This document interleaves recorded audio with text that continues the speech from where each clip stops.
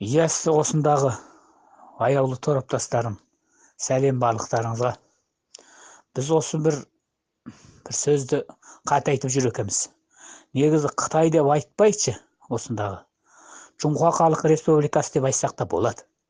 Негізінен біз барлығымыз осы Жоңға Халық Республикасынан келген қазақтармыз ғой. Неліктен мәселеміз Қытай деп айтамыз? Ханзу деп айтсақ болмай ма? Осыны ерекше ескертім келеді. Өйткені әзір тораптың бәрін аңдып отыр екен.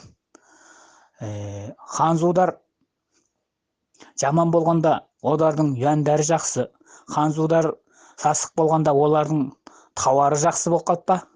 Қазір бүкіл дүние жүзін осы ханзулардың тауарымен қамдап отыр. Әзір өз ханзусыз сөздің шыны керек, артымыз белгілі. Біткен жәнегі тауар, біткен завод, фабрика осы ханзулардың арқасында жүріп жатыр. Сондықтан осы ханзулармен береке бірлікте болып, жұмыс жасайық, кешке дейін Қытай деп шуламайық. Жоңго деп, Жоңға Халық Республикасы деп, былайша айтқанда Жоңго деп айтсақ болды ғой енді. Немене бар?